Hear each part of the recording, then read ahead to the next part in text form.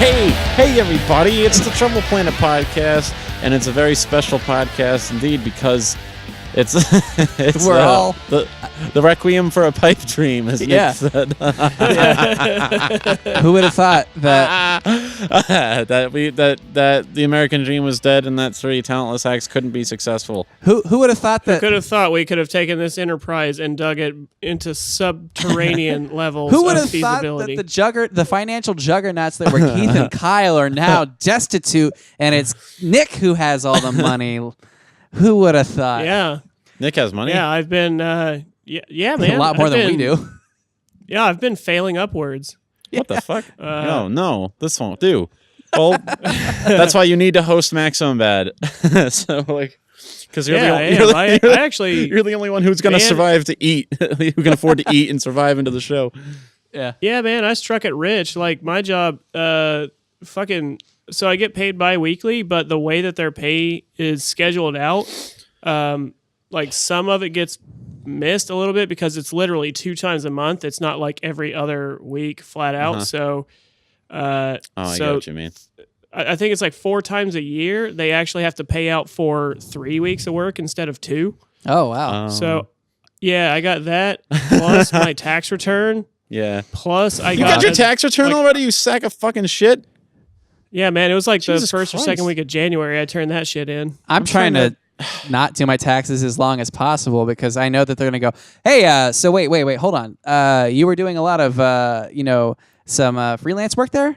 Yeah. Oh, so technically you're your own business then. Yeah. Oh, you owe us so much money. How much did you make last year?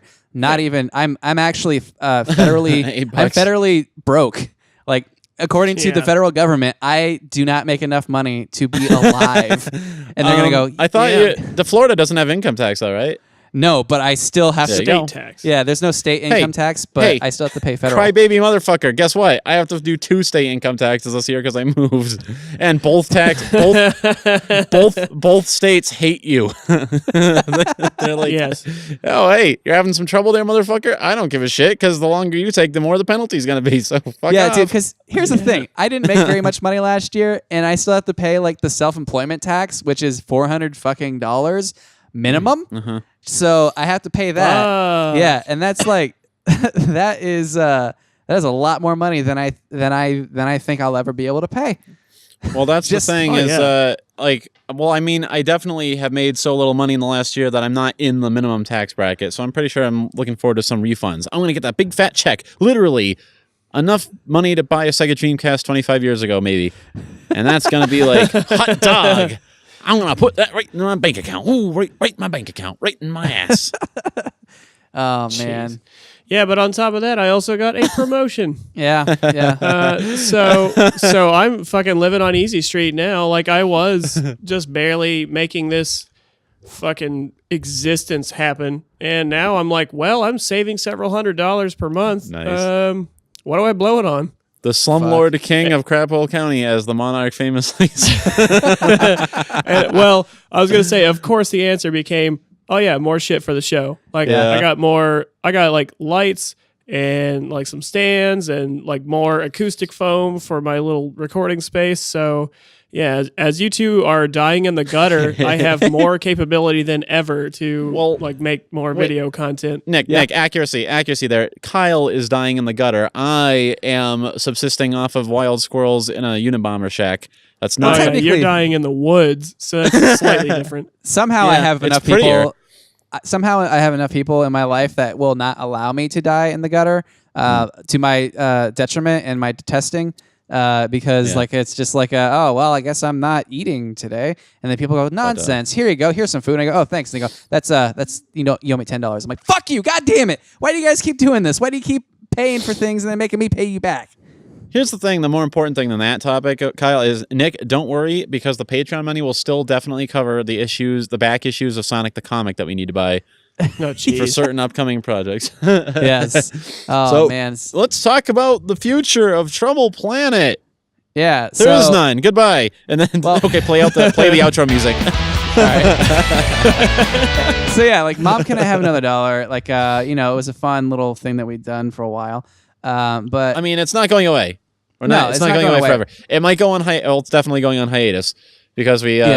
Well, there's some good news because I've saved up. I actually have been saving up money in the woods because living in the woods is actually pretty cheap.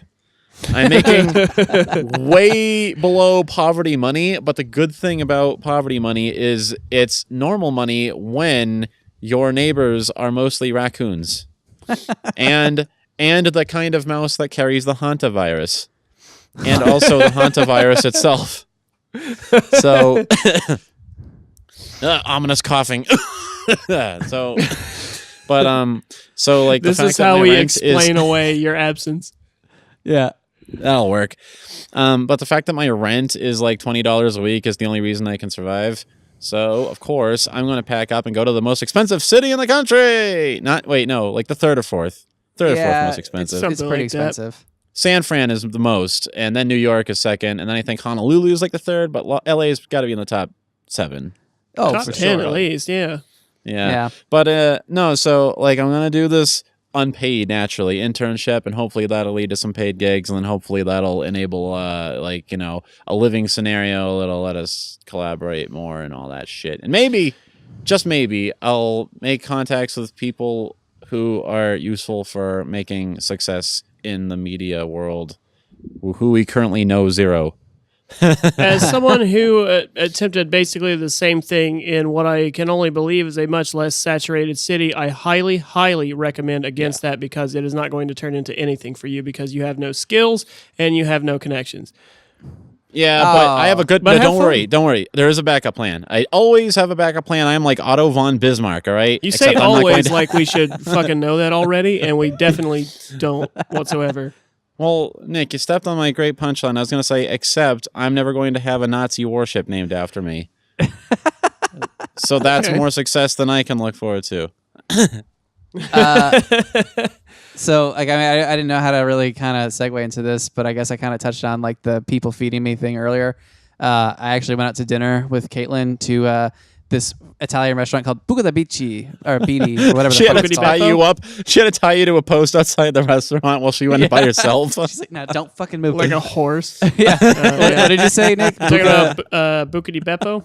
Yeah, Buca di Beppo. Like, so we went in there, and then like as we're leaving, like I'm like trying to find the restroom because it's a fucking maze inside of there, and I'm at the. This is probably gonna be the. And the head chef like said, "There you are. Get back there and clean those dishes, you fucking scoundrel." And then he like shoves a dirty apron in your fucking face. Yeah. Well, no. It's even better actually. So like I'm trying to find the bathroom, and then like I walk by this table, and like it's this room that has like these wooden things, like wooden pillars everywhere. And then in the middle of the table was a glass case with the Pope's head inside of it. And I don't know why. What the fuck? Yeah, I took a picture of it, and I'm like, this is gonna be. Some mafia guy comes out and kicks your ass. Yeah, it was like, and it wasn't even like in a secluded corner or like hidden. It was just like you just walk, and then you happen to like look to your right, and you're like, what the fuck is this? Why? There are a bunch of dudes wearing fucking paper mache minotaur heads, standing around with their arms folded, looking. What you can only assume is scornfully at you. Yeah, so like I had to take a picture of that shit, and like that, I'm pretty sure that's just going to be the cover for like the art for this episode because it was just too amazing. Like it just has to be ahead once everybody. full of promising ideas, now nothing but withered parchment, destined to become dust. Yeah, and then like so a fitting symbol of our enterprise, a fitting symbol indeed. We had to be curious. It's like, is the like why would like was one of the recent popes Italian or something? Like why was he in there? Because it's like the most recent one was. A lot of them are.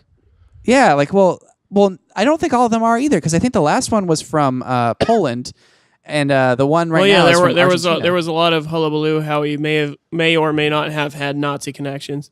Right, which also kind of made me laugh because like it made me realize that I have like this uncanny ability to take photos of religious iconography that are really ridiculous. Like I found this fucking giant Jesus statue in Argentina that looks like he's just so disappointed. And like I had to take a picture of that, and I just have to use that every single time someone says something that's just like really stupid. I thought you were going to talk about the time we were in the Vatican and we like learned about the big magic acorn or whatever the fuck they have in there, and like every time I try to tell someone about it, I don't know if I'm misremembering what kind of nut it is, but like people like, what the fuck are you talking about? like lifelong Catholics, and they're like, "What the hell?" I don't. I was in the Vatican. I don't know what to tell you. I'm not making it up. I remember. I think I remember what you're talking about, but like I don't remember what you're talking about. But I think like if you showed me or like just talked about it a little bit more, I would go, "Oh yeah, that's right."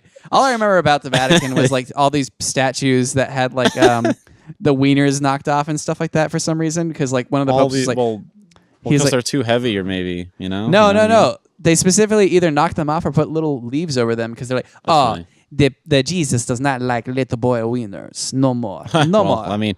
Ironic gesture for the. Well, was that like in the last 10 years that they did that? No, they did like 100 years ago or something. Oh, they're trying to smoke screen us. Anyways, this isn't about 10-year outdated bashing Catholic Church jokes. This is about the elegiac beginnings of 2018 in relation to our moribund enterprise, and so MCIHAD will probably be taking a little break. Mom's getting put out to pasture for just a couple months because, like I said, my future is garbage, and I'm going to try to weave gold out of garbage for a few months, and worst case scenario, I guess I'll just fucking move to Alaska and die there. If California didn't do the trick, Alaska sure will. You gotta up the ante. Looking for your own coup de grace. Yeah. Or whatever. I don't know. It'll be really funny if that does end up if like Nick ends up being very financially successful and Kyle and I both die of starvation because we used to be rich. Yeah, so that's rich. I went to fucking Antarctica. We're like, yeah, that's what happened. I think that's the single event you can point to as the turning point. That's it. It'll be funny though, because like we're mentally sound, more or less, white men, and we failed in America. So it'll be like, it'll it'll be like the human personifications of that "You Lost" music on The Price Is Right. As like a withered old man takes off his only nice hat and places it down on the desk with a stern look on his face. Oh fuck! But don't worry. Well, Kyle, your fate is sealed there in Florida. But don't worry, I'm circling the drain. You're gonna stuck inside the drain. You're like a wedding ring that you can't quite get out with your fingers, but you don't want to push it too far because it'll go down. I'm still like I'm about to hit that part where like the circling gets really fast, but this is like the last orbit where it's still kind of elliptical. You know what I mean? Right, like, right. Whoa, whoa, whoa, whoa, whoa, whoa, whoa. But I'm still in that whoa, So that's a good place to be. It's a good vantage point from what. But the Let's Play will return. I do eventually have to go back to the East Coast, even if it's to report for execution for debtor's prison. Yes. We'll probably fit in a session 7 will probably happen at that point. The coup de grace on Mom, can I have another $1? We'll fit in the occasional remote session, I'm sure. Zig's bedroom isn't going anywhere. Yeah. But like regular updates might have to take it up the ass for a little bit. But don't worry. We're developing a new thing. A new worse thing. Developing, you mean like we've had this idea for like literally been sitting on it for like at least a year and a half. At least. This is a good time since Nick can now afford smoke machines and gondola rides and all kinds of weird bullshit. So we're gonna whatever might be useful. We're gonna try to make Maximum bad. No promises. We have somewhere it's floating around. I think. I don't think it's on my computer anymore. It has to be a Nick somewhere. We're gonna try to make episodes of fucking Maximum bad. It's basically a ripoff. How the Mom Can I Have Another $1 is a ripoff of Game Grumps. Well, this is a ripoff of JonTron Show. So it's basically we're covering the whole gamut. Yeah. And if Kyle ever gets off his ass and records our macabre country songs, we'll just sell those on iTunes and make $15 a year. Oh, that'd be nice. Actually, dude, no, hold on. Wait a second. If it's funny enough and like it can get on that funny music project, we'll make at least $30 a year. Oh my God. Okay, so after he said, "Wait a second, I want you to add in a fart noise," there. All right. Yeah, but good idea. No, I put my song on there. 1 in a Million, and I made like $35 on it. Have you ever mentioned that before? Does anyone who listens to us know that shit? I don't know. I don't think so. Well, might as well plug it now. Yeah, so that's on there, and like every so often, I'll get like emails saying like, "Hey, updates! Just so you know, here's like your account balance," and it's like 1 cent every month. So I'm like, hell yeah! Kind of like YouTube, except it actually does send that to you. Yeah. Did we get that money? Did we get a $50 We cash get it. out? We get it once they close down the monetization for our channel on the 20th. Well, rather, it's gonna be sent to me. But yeah, Well, I think Kyle, you're gonna buy Sonic the Comic with that money, right? fuck yeah, man. Make a list of all the shit we Enough need to fill buy. up a tub. All the shit that we need for the maximum bad episodes we're developing. We're working on just like Nick. The concept is he's gonna be in what we're only calling a Halloween bathroom, and he's going to talk us through various. Well, I mean, we're trying to work within our limitations here. Nick is going to sit in his bathtub, and we're going to frequently intimate that he's trying to kill himself, but then he keeps accidentally blundering into various sections of pop culture and stuff, and not just pop culture, but I don't think Sonic the Comic counts as pop culture, does it? No. That's like a weird... pop culture. That's weird incest, like inbred culture. Yeah, that's like inbred culture. Yeah. Like like the weird retard baby of like too many of the same genes. You know what I mean? Hey man, people take Sonic Comic very, very, very seriously. Oh yeah, we started a Discord for Trouble Planet, and almost immediately it became nothing but Sonic memes. Yeah, so that's why it's like Sonic on our not mind. even memes. It's just horrible screen caps of some of the worst shit they've ever done. Which I mean, I'm glad we have somebody who's willing to dig into those depths to bring us the fucking material we need to shit all so over. that we need not sully our do. own hands. Yeah, exactly. But yeah, it's kind of a microcosm of our career in entertainment, honestly. Oh man, I wish I had a hand in the Sonic comic. I'd actually have some money at this point. No, not the comic itself, the Discord chat. Just yeah. instantly being dominated by pictures of a naked squirrel girl dipping her toe into piss. I think that's what that was. That was pretty funny though. Presumably, I can't look for it. I can't backtrack in the chat whatsoever to confirm that. Your mind won't allow it. Yeah, there's a lot of Sonic in there though, for whatever reason, like inexplicably and unnecessarily, and it's just interminably Sonic. It's really funny. Was that it? That's the news. We're giving up. We're dying. We're all gonna die. Yeah. The news you can use. Oh, we'll make another episode of the podcast at least. Maybe if we don't make anything long enough, we'll just suspend the Patreon and we'll just do podcast episodes public that no one will ever see. That'd be fun. I don't know. We're just spitballing here. This is a bad episode. I mean, we done been dead, so yeah, we've been dead many times. Don't worry.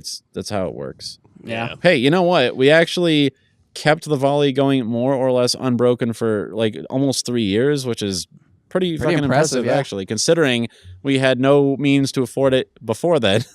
It was just the number of times we coincidentally happened to all be in the Southeast for some reason. No, we made efforts to actually try to do this shit for some reason. We did a couple times, but like the first few times it was like on my way to and from Australia, and then on my way to like Japan or whatever, and then on my way back from New Orleans or whatever the fuck. You know, there was like 2 or 3 or maybe 4 or 5 times that like I just happened to have to fly into one of those 2 cities. I'm like, might as well do some Let's Plays while I'm in town. That was a weird time though, to think like literally the way the show started was just like Nick and I were drinking a lot and playing like the arcade games that I had on my hard drive. And one night we're playing King of the Monsters 2, and then Nick just says like, "Hey, why don't we just make a show of this? Like just us playing this shit on the internet." And then it's like, okay, let's do that. And then we recorded like 4 or 5 episodes, and we just showed it to Keith. And then Keith's like, you know what would be better? If I'm on this show. And then he just shows up uninvited to fucking just work on this show with us. That's good, though. That's initiative. That's the only time I've ever shown initiative. So that it's like foisted yourself on a thing that we were doing purely for fun to make it more convoluted. Yeah, and then I moved to the other side of the country to spite you. No, and demanded to still be a part of it. No. What it was that Keith. Okay, so Keith was like, "Hey, let me be part of this." So it's like he voiced himself onto the show, and then like after a while, it's like everybody loves Keith. Keith's now part of the show. Everybody likes him. He's a staple of the show. And then all of a sudden he's like, happened before. He's like, "Oh, hey, look at me, guys. I'm going somewhere you can't get me. and then now we're that like, sentence fuck. many times to many groups of people. And then we're like, fuck, what are we supposed to do now? And then Keith's like, I don't know. It's not my fucking problem. I don't know or care. Let's all move to Alaska, and then we'll be the only Let's Play in Alaska. I don't think that's even true. That will be our draw. We'll be regionally famous. And like, the last episode can be one of us getting eaten by a polar bear. You know what I do want to do, though, would be kind of a fun episode, like fun idea if like we all sat down and like thought about it. And like when right after we go on hiatus, we should do a post-mortem for Mom Can I Have Another Dollar? And like talk about like what didn't work and like what we learned from it and stuff like that. We can just play all of the episodes in one continuous stream, and there could be like a live tally, like counting the seconds of everything that isn't funny versus everything that is. like the red bar of unfunny gets like 800,000 times bigger, way faster. Yeah. Oh yeah, that could be almost like a commentary track, but it could just be something that goes on the DVD. That finalizes, like, crystallizes the entire show.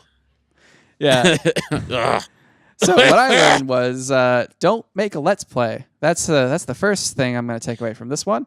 Well, no, it's not. Yeah, you knew that going in. You knew the opening remarks.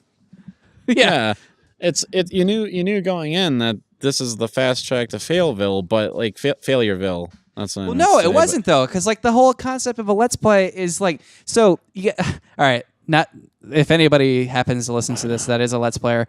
God. Let's Playing was to me, it was like no effort. It was the least amount of effort possible to still be a creator. Like, because coming before we doing the Let's Play thing, we were actually making stuff. We were that was before scripts. That was before you contended with your first bout of space radiation and had your hands trembling over a sound mixer. It's like, oh God, no, Yeah. no, just pissing yourself incontinently. No, I mean, well, we knew going in that it was the most oversaturated market in the history of time. We just knew that like we couldn't do any better because we were too far away.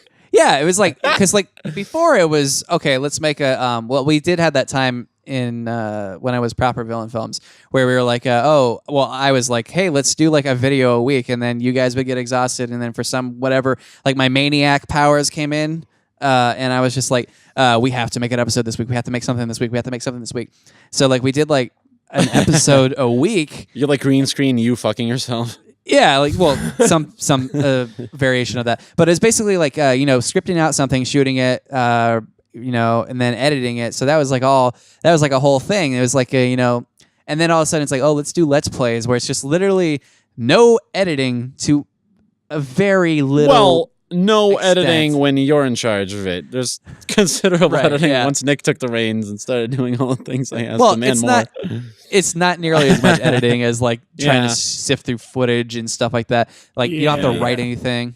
But you do have to balance audio waveforms when I'm on the mic, and that must be a Herculean It's a constant task. struggle to make fucking usable audio out of you.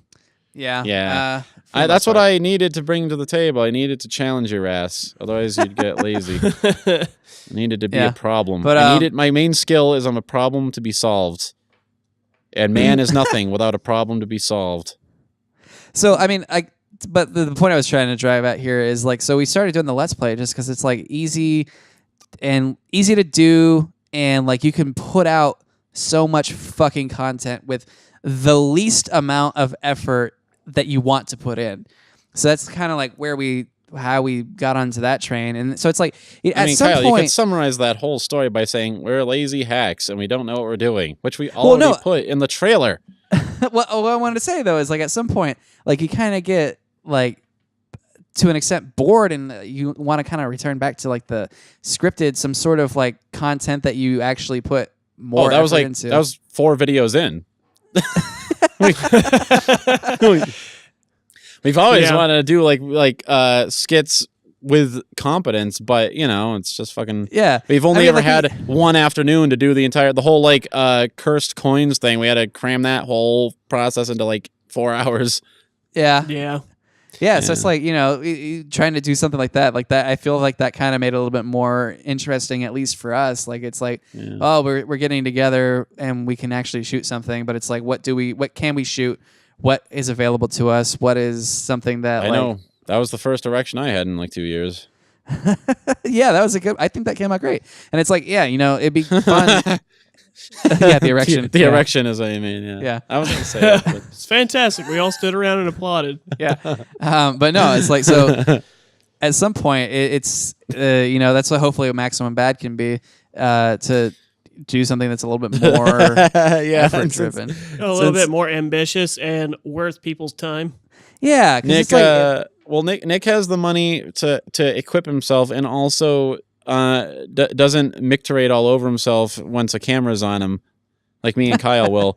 So we're gonna try to make him be a host. We're gonna make a JonTron out of him. I am a tremendous whore for attention. Yeah, as time has gone on and more, like I work on projects and stuff like that, I just look at all these beautiful people that are in front of the camera and I go, ooh, what was I thinking trying to ever be thing? I can't step into your arena. Yeah. I guess I didn't talk about this. Last month I actually worked on a horror movie, an actual real movie that's going to come out at some point. Nice. And yet you're on the brink of starvation. Yeah. Oh, well, yeah. Not saying they paid very well, but... Wait, Kyle, you talked about the Pope head, but you never told us how the meal was. That's what I was waiting to hear. The meal at the Did you eat it on the table that was hosting the Pope head? No, I didn't. I didn't actually.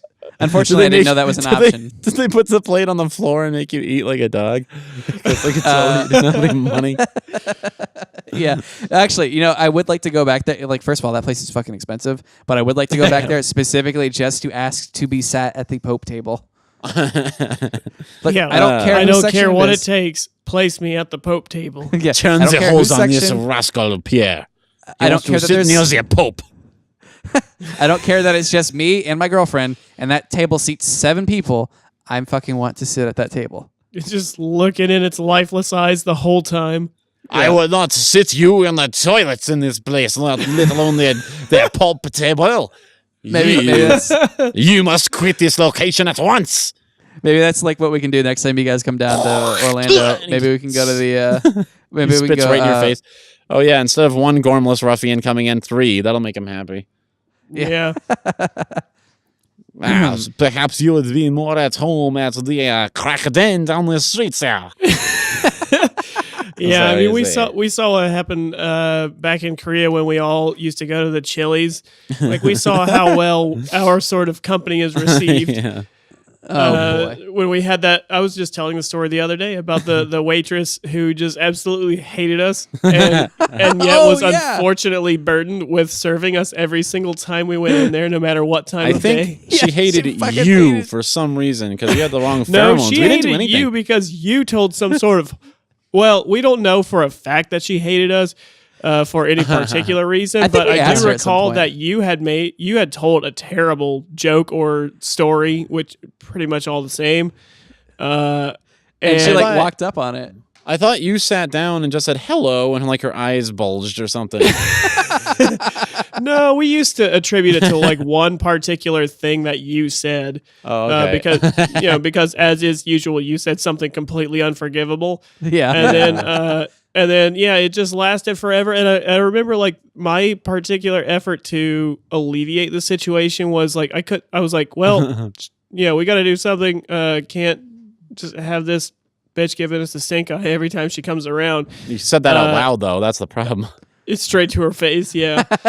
No, but I remember I drew something equally stupid. It was like the devil bursting out of a birthday cake or something. And just said like happy birthday in Korean or something like that. And it was something incredibly stupid, but she laughed at it and then she stopped being so angry looking toward us. She may have still been angry under the surface. Yeah, but on the inside. Yeah. But she knew not to fuck with us because we had a crazy person who drew the devil out. Yeah. Who knew the language? That was some obscure, Korean Yakuza sign, and she's like, oh, shit. It's the birthday cake devils. I better not. Oh yeah, it was like some cultural thing that we didn't know about. I don't want my house burned down if I insult them. I better play it cool. Oh man. Well, Yes. I don't remember what that was apropos of, but I guess this is as good a time as any to cut to a break. Oh, I thought you meant end the podcast forever. This is a good time to put a nail in it.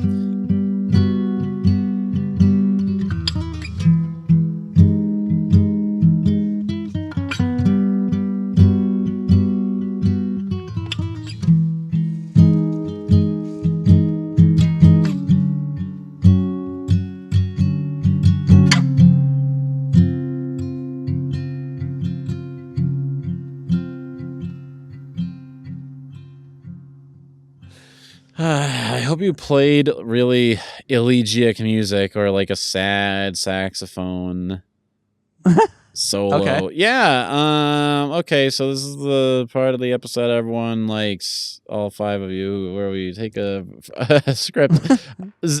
Zig, my guy in Hollywood, asked what the podcast was about at one point, and I just told him it's about unfulfilled potentials and crushed dreams, and he said, "That's sad," because like he lives in LA, so he knows 87 people who have podcasts, but like they always say, "Oh, it's about movies," it's about we talk about like pop culture and like Star Wars and shit. And I'm pretty sure that's the first time that exact answer came up when he asked that question, even though it could have applied to every single one of them. Right. Yeah. So anyway, I found a couple things on a thumb drive. We got do you guys remember Hypnotized to Honk? Yes. Okay. Oh my god, did you find that? Yeah, a script No fucking way. labeled Revision 2. So we revised That's the this. full title of the file. It's bizarre because it says October 17, 2011, and that's about the most precision we're going to get around here anytime soon. So apparently, if you're wondering what I was doing on the 17th of October 7 years ago, this is it. This is what I was doing. So, all right. So I didn't remember that we named these characters. One of them is Troy Barnum. Do you remember that shit anywhere? He's studying a book. I don't remember the last name, but I do remember Troy, and I'll dig deeper into that as soon as we get further into the script. Isn't that like kind of similar to the character from Community? Yeah, but I think this predates Community. This is 2011, right? When did that show come out? No, it doesn't predate it. We were all Kyle was watching it at that point, but no. Yeah, I didn't really know about it. It was just a name to say. Yeah. So every man Troy Barnum sits studying a book. Enter vile antagonist Mark Westwood. So I imagine that must have been Kyle or something. So he's like, it was me. It was supposed to be me. I'm sure. I don't know who was supposed to be the hypnotizee. Hey, what you reading? Oh, yeah. I give a lot of speeches at work, but I'm terrified of public speaking. This is just something I do to help. Mark checks the book's title, How to Hypnotize Yourself. Starts reading over his shoulder. What, hypnotizing yourself? Yeah, every night before I go to bed and right before a big speech, I just repeat the keyword until I drift off into a relaxing trance. And when I wake, I'm tranquil and my fears are melted away. Okay, I'm guessing that was supposed to be Kyle because that sounds like Kyle voice. A phrase that would make sense. Okay. Kyle's voice. My fears are melted away. Does it work? I've been doing this for months. So what's your keyword? Troy, parenthetical, coy. Now that is a secret. Yeah. Now that is a secret. Mark points at the page immediately. Looks like he wrote banana bread here. Yeah, because he's like snatched the book off the table. No, he's like reading over his shoulder and he just immediately points at the page that he happened to be on. He's like, looks like you wrote that. He's like, hey, you're not supposed to. Mark callously snatches the book away. Oh, yeah, you were right. Callously snatches the book away. He reads the book, his face furrowing in comprehension as he does so. So all I have to do is soothingly repeat the word banana bread a few times and you'll be under my spell. Bread. Now, it just says in parentheses soothingly on banana bread, so I guess that's how it's supposed to be read. Yeah. No, you're not. You're supposed to use it on yourself, like before you take a nap or something. But can I do it to you too? No. Banana bread. It's like Troy's pleading. No, stop. Banana bread. Banana bread. Banana bread. Troy banana shrinks bread. away, already succumbing to the invidious spell.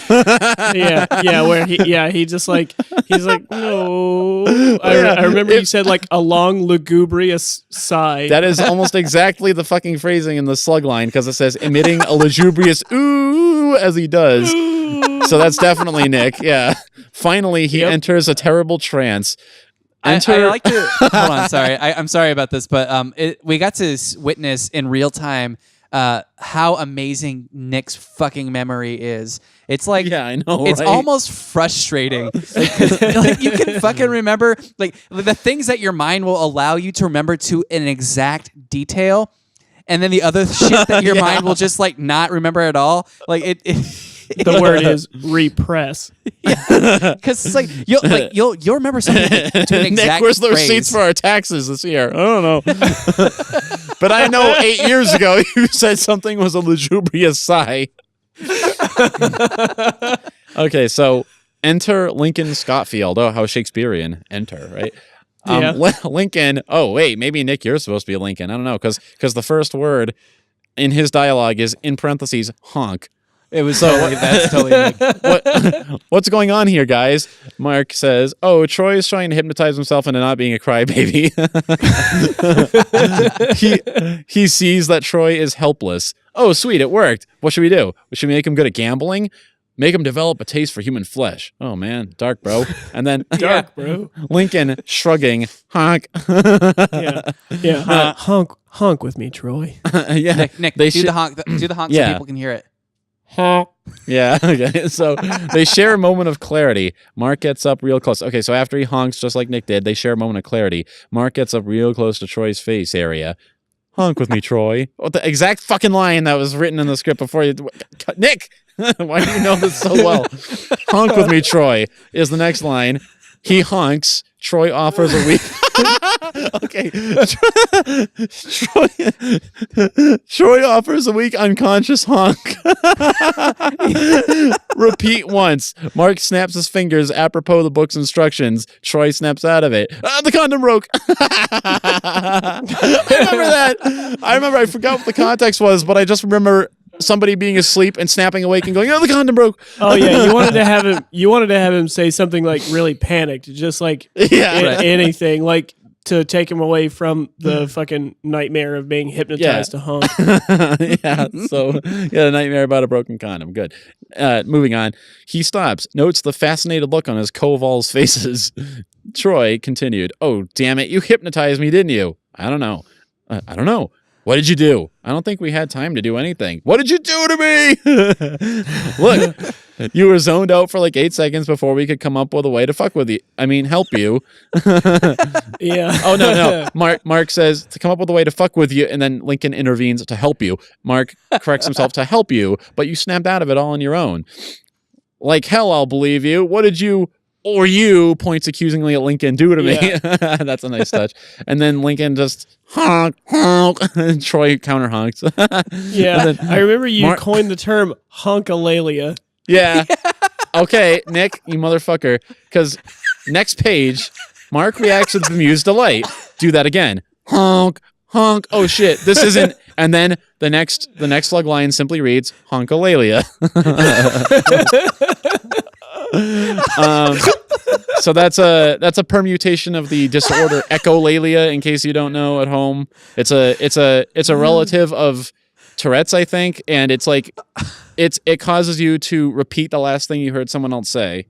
So I didn't know how to keep succinctly explaining in the script that the guy keeps counter honking, although counter honking is a good word, I guess, that he keeps honking every time the other guy honks. So every such occurrence in the script is simply written as honkalalia.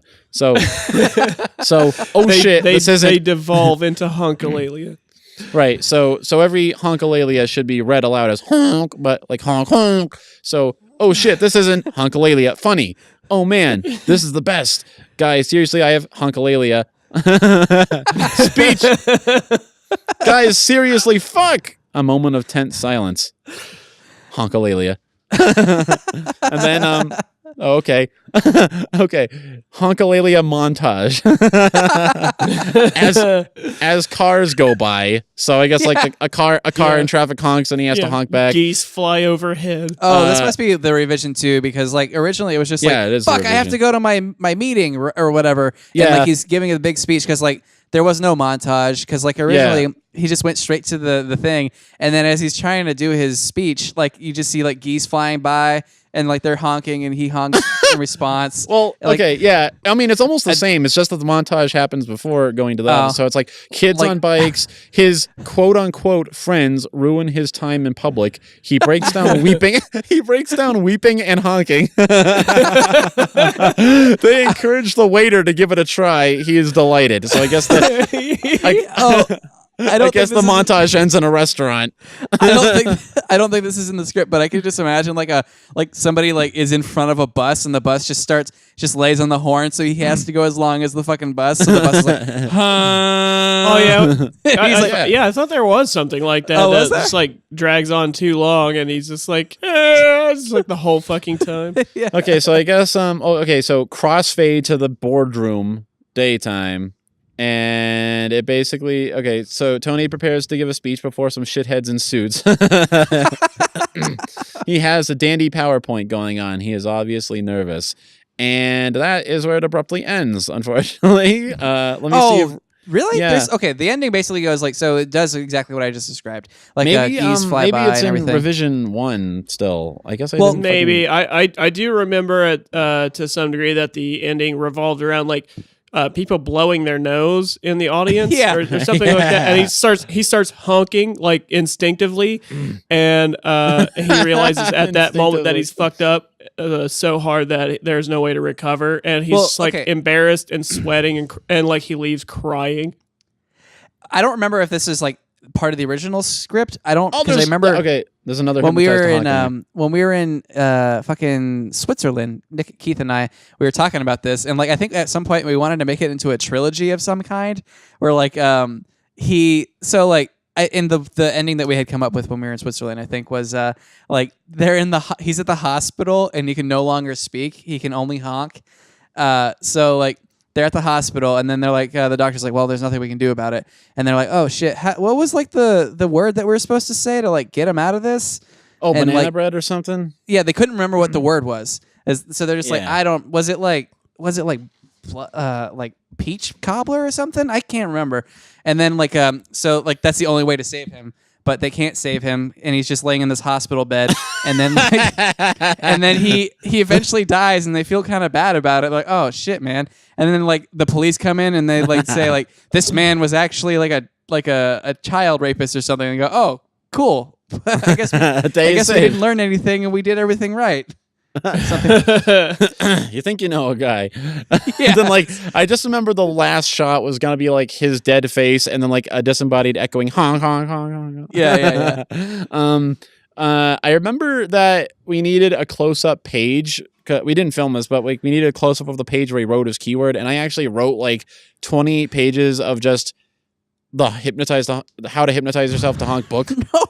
Oh yeah. You were gonna like actually try to have that printed out so that we could have it in the video. Yeah, that would have been great. I wonder if that's in here anywhere, because that'd be fucking ridiculous. Yeah, how to hypnotize yourself. Yeah, I can't believe I found that one. This is an old ass thumbstick, I guess. That's a good one too. Here's I might as well mention this since I found it looking for shit to do this episode. It's not a script or even an outline. I don't know what it is. It's like a paragraph, random disembodied paragraph in a text document. And it just says, okay, just says Tony 2-finger discount Malone. Ultimately, there is the death of a well-respected mob enforcer. Semicolon, cell phone prank induced heart attack. I don't know what that means exactly. And I don't know if it's related, but the line after that says, dreamt I was black, had to find the cure. And I have That's going to be all for this month of Trouble Planet Monthly Podcast. I don't know. I can't be held. I don't even know for sure if I wrote that. I can't. There's no other. There's no other. Yeah, I like that you had your dream journal on something that could be preserved forever. I don't think it's a dream journal. I think that was just random notes because I do vaguely remember the cell phone prank induced heart attack as something where like. I forget what the prank was, but like there was some kind of prank war that escalated, and it stopped being funny when someone had a heart attack from being angry. You know what I mean? I do like the concept of a guy like he turns black and he's really worried about it. I was really worried that you were going to latch onto that part of that document, Kyle. I was gonna say, maybe we should just cash out early while we still can. Well, before we do, I do recall actually the 2-finger discount thing. That was something that we had. That was like a minor part of another abortive project, but right. But it was like this guy is bringing snacks to a party, and he like brings a whole bunch of chips and Funyuns and a whole bunch of shit, and but he's like bragging about how he got it, and he's like, oh yeah, Debbie, or like I hit up Debbie for some of these for the party, and then like nobody gives him much attention. Like, okay, cool. And he's like, yeah, my girlfriend works at 7-Eleven or whatever it was. And then like nobody's paying any further attention. And somebody's like, he says, yeah, got the old 2-finger discount, if you know what I mean. And then somebody takes an entire bag of chips and spikes them on the ground like a football. And they're like, God damn it. Because they all knew how he got them. But nobody wants to address it yet. And he just like slams them on the ground, ruins an entire bag. He's like, God damn it, shut the fuck up about it. I do forget what that was part of. I do remember everyone groaning and being grossed out, and just one guy in the crowd going, fuck. Yeah, I think that was supposed to be part of the script about the guy who does not get invited to the party and crashes it to ruin it. Oh yeah. Oh, that we'll have to. Which save that I don't one. remember if we've talked about that one. I don't think we have. Here. Let's save that one for next time. Yeah. Well, yeah, that's got to be the next one we do then. Yeah. All right. So there will be a next time. That's propitious. There'll be a next time, at least for the that's a callback. Oh no. Oh, there won't be a next time. It's nothing but honking. The whole next podcast will be honking.